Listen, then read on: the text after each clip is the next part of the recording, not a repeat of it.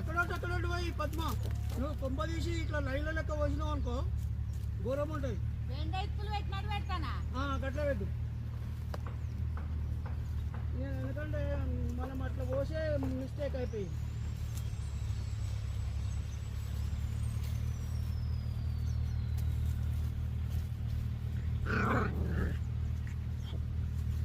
అవి ఆడుకుంటాయి గంటే కొట్లాడుకుంటాయి.